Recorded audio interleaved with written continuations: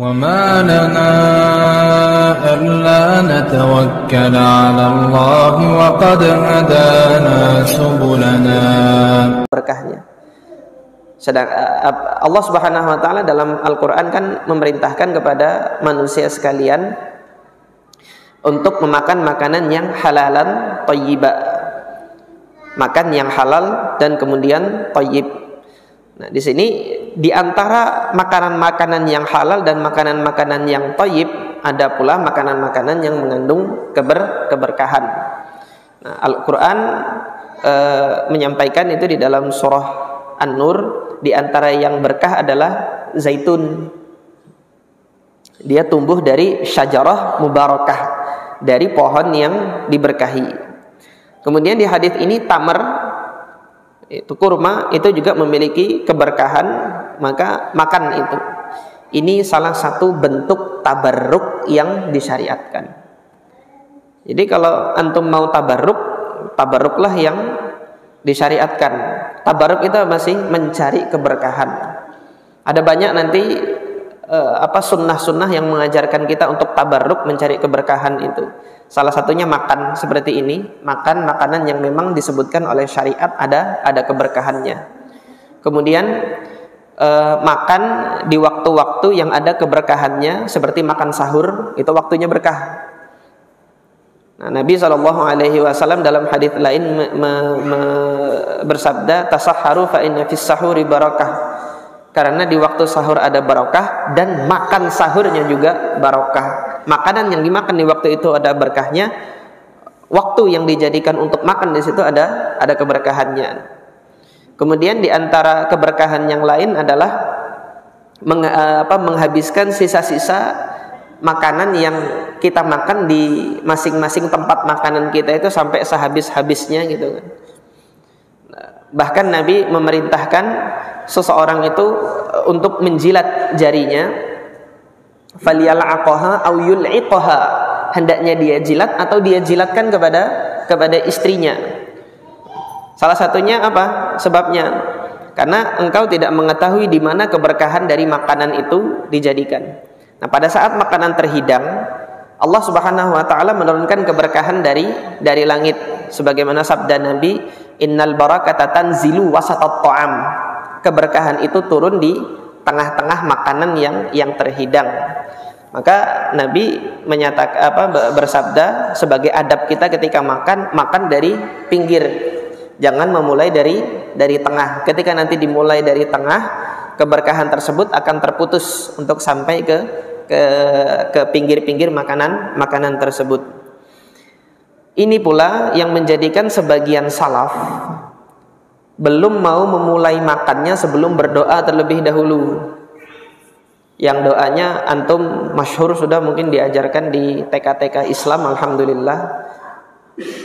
Doa Allahumma barik lana fima razaqtana wa qina adzabannar. Itu penggalan doanya Urwah bin Zubair. Urwah bin Zubair ini salah seorang tabi'iyun fiqh, imamnya ahli Madinah, satu dari 7 ahli fikihnya Madinah. Dan beliau keponakannya Ibunda Aisyah radhiyallahu anha, sebagaimana yang disampaikan oleh putra beliau, dan riwayatnya ini ada di dalam Muwatta'nya Imam Malik, diriwayatkan Imam Malik dengan sanad yang sahih, bahwasanya beliau itu kalau sudah dihadapkan dengan santapan, beliau tidaklah makan apa yang dihidangkan dan tidaklah minum minuman yang dihidangkan, bahkan obat sekalipun yang hendak dimakannya, kecuali beliau mengucapkan doa ini. Doanya panjang, mohon maaf saya belum hafal doanya itu panjang, tetapi penggalan dari doa itu, yaitu Allahumma barik lana fima razaqtana, ada di dalam rangkaian doa yang diminta oleh Urwah bin Zubair pada saat itu. Nah, faedah di sini yang kita ambil dari asarnya Urwah bin Zubair ini, yaitu ketika makanan terhidang itu barakah sedang turun dari Allah, dan itu adalah waktu yang mustajab untuk doa. Sampai di sini hal ini bukan menjadi suatu hal yang terlarang di dalam syariat kalau kita mendapati tradisi masyarakat kita saat ini untuk memulai doa dulu sebelum makan. Tradisi masyarakat kita kan menyatakan baca doa selamat dulu gitu. Ini tidak terlarang secara syariat. Kenapa? Ada salafnya yang melakukan demikian. Yaitu siapa? Urwah ibn Zubair. Dan perkara ini adalah perkara yang luas, tidak perlu kemudian kita menyatakan bahwasanya perkara ini perkara yang terlarang, bid'ah ataupun dan lain sebagainya, enggak. Tetapi yang seperti ini diperbolehkan secara syariat. Saya sampaikan dalam kesempatan ini ada salafnya, yaitu siapa? Urwah ibn Zubair radhiyallahu an. Nah, ini yang berkenaan dengan tamr yang dia memiliki keberkahan di sini. Fa in lam yajid tamron, kalau tidak mendapati tamr, tidak mendapati kurma, fal ma'u, maka berbukalah dengan air. Fa innahu tahur, karena air itu tahur. Apa sih itu tahur? Para ulama fikih itu menyampaikan tahur itu adalah sifat air yang dia sendiri suci dan mensucikan. Ini dalam kajian Bulughul Maram itu sudah saya sampaikan di kitab Thaharah kemarin. Makna dari tahur itu dia suci dan mensucikan.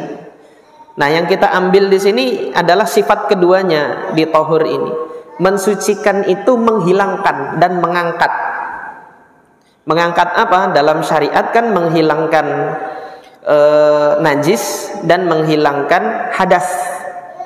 Ada bab tertentu di dalam Bulughul Maram yang sudah kita pelajari kemarin, bab tentang bagaimana menghilangkan najis, izalatun najasah. Jadi seperti itu. Nah, ini sifat air. Sifat air itu memang menghilangkan, mengangkat. Akan tetapi di dalam puasa ini, apakah air di sini sedang mengangkat najis? Tidak. Yang dimaksudkan dalam hadis ini karena air itu dia menghilangkan dan mengangkat, dia menghilangkan kelelahan yang sudah terjadi, yang menjadi akibat dari orang tersebut itu berpuasa. Kelelahannya, dahaganya itu dihilangkan oleh air. Ini yang nampak dari hadis ini, karena sifat air itu tahur. Dia sifatnya menghilangkan sesuatu yang menyusahkan. Karena seorang yang sudah berpuasa itu dalam sehari dia berpuasa sampai pada ujungnya ketika matahari itu hendak terbenam, sampai pada puncak kelelahannya itu nanti akan dihilangkan oleh air ini. Nah, ini yang disampaikan oleh Nabi SAW berkenaan dengan sunnah berbuka puasa. Waqal, kemudian beliau melanjutkan sabdanya, as-sadaqatu 'alal miskin sadaqah. Memberikan sedekah kepada orang miskin nilainya adalah nilai sedekah. Wa 'ala dzirrahim sintani, tapi sedekah kepada kerabat dekat yang memiliki pertalian rahim, pertalian darah dengan dirinya, yaitu keluarga yang memiliki pertalian darah, ada 2 pahala kalau sedekah itu diberikan kepada kerabat keluarga. Yaitu apa? 1 pahala sedekah dan 2 pahala silah, pahala menyambung silaturrahim. Ini kemarin di hadis Zainab Ats-Tsaqafiyah sudah kita bahas. Jadi diulang kembali di dalam hadis Salman ibn Amir ini. Salman ibn Amir ini belum saya kenalkan tadi ya. Ini bukan Salman Al-Farisi ya.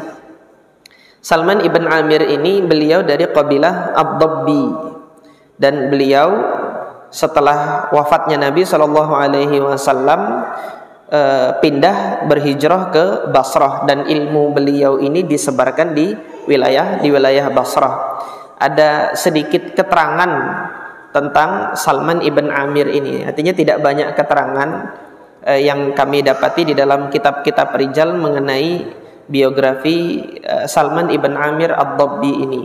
Keterangan yang disampaikan oleh para a'immatur rijal, para ulama rijal ini hanya yang saya dapati hanya menyebutkan bahwasanya Salman ibn Amir ini beliau pindah ke Basrah dan menyebarkan hadis-hadis beliau itu di Basrah. Allahu taala a'lam.